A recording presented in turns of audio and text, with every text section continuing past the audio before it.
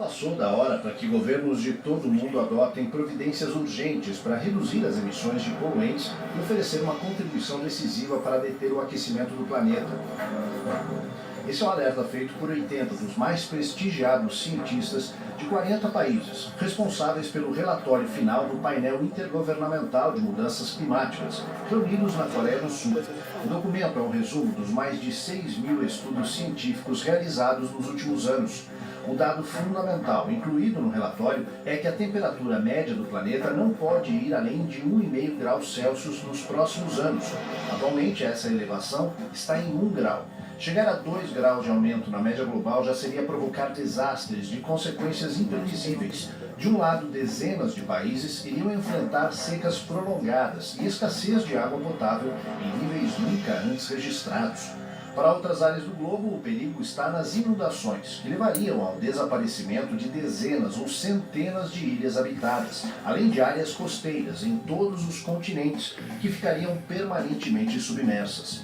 Nas palavras de Cristiana Figueres, cientista costarriquenha que dirigiu o painel da ONU sobre mudanças climáticas por 6 anos, o documento é um alerta sobre o destino do planeta e deve despertar o interesse de cada pessoa na Terra.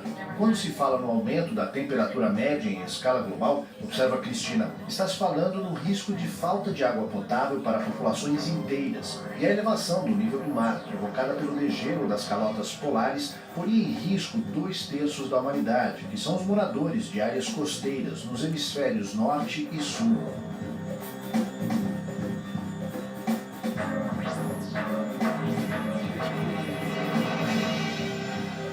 Esse novo relatório do IPCC, chamado relatório de 1,5 graus centígrados, é mais um alerta do IPCC de que nossa humanidade está indo por um caminho muito perigoso e de que o Acordo de Paris fala em restrição de emissões para limitar o aumento de temperatura em 2 graus centígrados, mas esse novo relatório do IPCC diz que se o aumento puder ser limitado a 1,5 grau, você vai evitar uma série de catástrofes climáticas que vai ter alto custo socioambiental para o planeta como um todo, em especial para os países em desenvolvimento como o Brasil. E nesse relatório do IPCC foram feitas simulações climáticas do aumento da temperatura a 2 graus e do aumento de temperatura a 1,5 grau.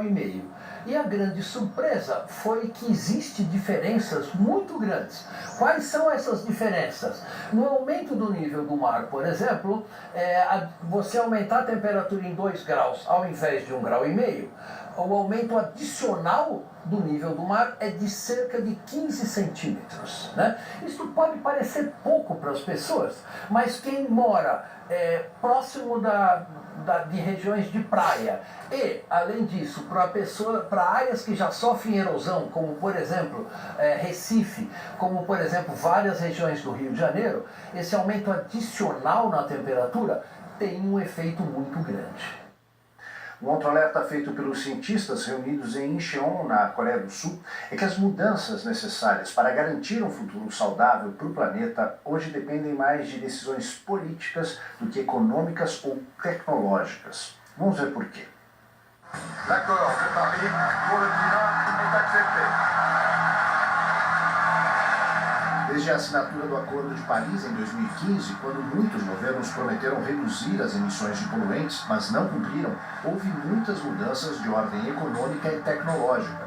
A principal delas é a queda nos preços para a produção de energia solar e eólica. Atualmente, em alguns países, essa energia chega a ser mais barata do que o carvão, que alimenta as usinas termoelétricas, as mais poluidoras que existem.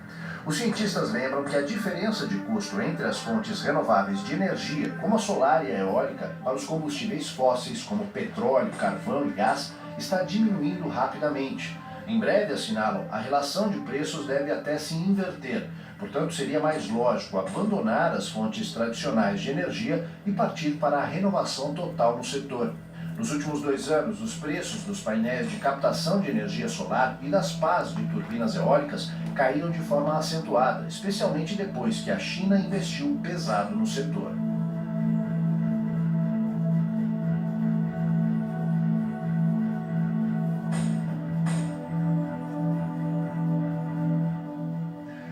Em menos menos de 2 anos, em 2020, países de todo o mundo serão chamados a participar de novo de um encontro destinado a rever o Acordo de Paris, que estabelecia metas para conter o aquecimento do planeta. Muitos não fizeram a lição de casa. Entre eles está o Brasil.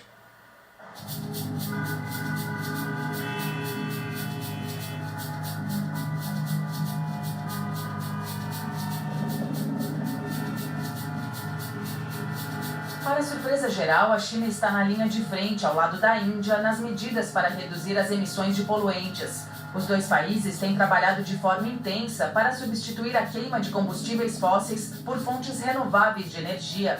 Na verdade, não deveria ser surpresa, uma vez que ambos têm imensas áreas costeiras que seriam totalmente cobertas pelas águas do mar se a temperatura média global aumentar em 2 graus Celsius. No caso da China, Xangai, um dos maiores aglomerados urbanos do mundo, com mais de 20 milhões de habitantes, corre o risco de ser varrida pelo mar.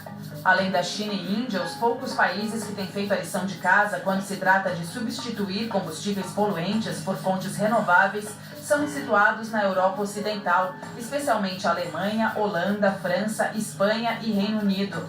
Todos eles estão investindo pesadamente em energia solar ou eólica. O Brasil, como sempre, está entre os maus alunos. Além de não conter a devastação da floresta amazônica, que seria vital para o planeta, ainda está muito lento na substituição das fontes de energia. Por incrível que pareça, o atual governo ainda fala em construir novas usinas termoelétricas, que queimam carvão ou gás, um tipo de energia do século XIX sendo utilizada 2 séculos depois.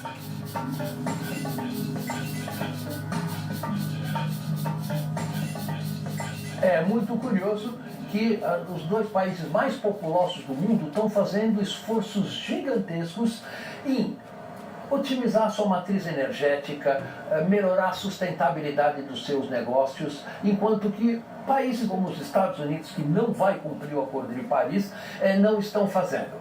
Então essas economias, como a Índia e a China, têm uma visão de sustentabilidade de médio e de longo prazo. Então a China sabe que se ela tiver uma matriz energética baseada em solar e eólica, isso vai melhorar a sua competitividade daqui a 5, 10, 20 ou 50 anos, né? E como as empresas americanas só têm uma visão de muito curto prazo, lucro no próximo semestre ou nos próximos anos, isso vai fazer com que toda a economia mundial se desloque para países mais sustentáveis como China e Índia. E eles têm um enorme mercado interno, então eles têm um papel fundamental na sustentabilidade desse novo planeta que nós teremos que construir. Proteger as florestas e conter o desmatamento é tão importante para o planeta quanto a redução na queima de combustíveis fósseis. Os cientistas têm até os cálculos para isso.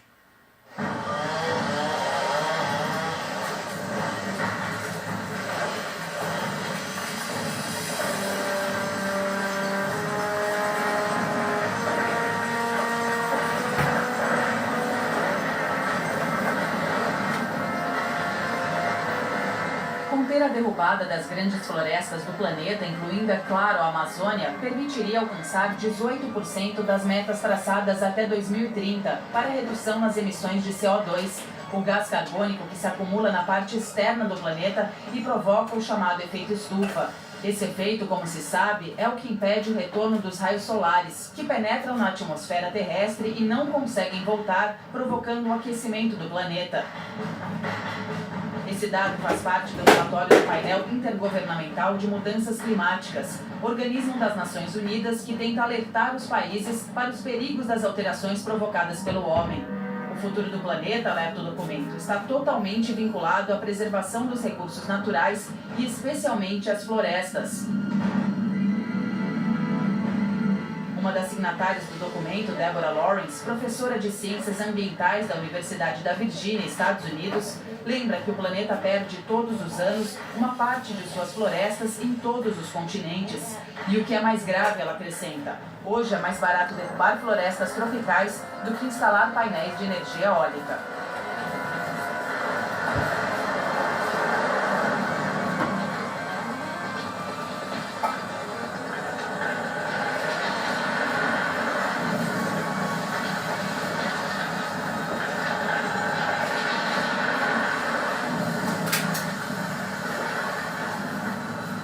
Os governos respondem, na verdade, mais aos interesses econômicos das grandes empresas e das suas corporações do que aos apelos tanto dos cientistas quanto da opinião pública. A opinião pública mundial é muito clara no sentido de estar realmente preocupado com as mudanças climáticas globais, mas o lobby das indústrias, em particular das indústrias de petróleo, tem sido mais forte do que os interesses sociais e assim por diante.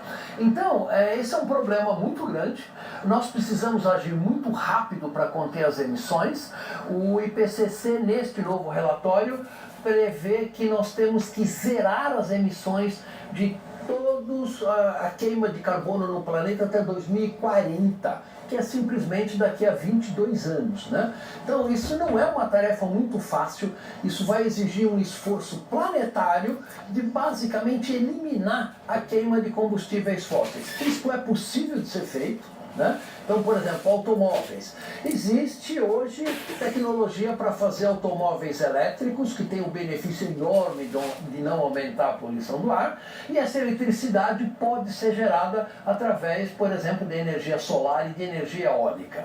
Então, hoje, nós não precisamos de novas tecnologias para fazer essa enorme transição necessária na humanidade em eliminar a queima de combustíveis fósseis até 2040, para que nós possamos garantir um clima minimamente estável para as próximas gerações. Diante das políticas desastradas que vem adotando desde que chegou ao poder, há quem acredite que Donald Trump atingiu o estágio 5, o mais grave das políticas contrárias à proteção do planeta contra os efeitos do aquecimento global. Bem a seu estilo, Donald Trump encara as mudanças climáticas com ironias e tiradas destituídas de lógica ou razão. Entre seus assessores, ele chegou a comentar que se o mundo está destinado a enfrentar um desastre climático, não há motivos para reduzir o uso de petróleo. Não é à toa que ele foi alçado ao topo dos negacionistas do aquecimento do planeta, o chamado estágio 5. O primeiro é negar que o problema existe. O segundo é negar que o homem é responsável pelas mudanças climáticas. O terceiro, negar que constitui realmente um problema. Quarto, negar que é possível resolver. E quinto e último estágio, é tarde demais, não há o que fazer.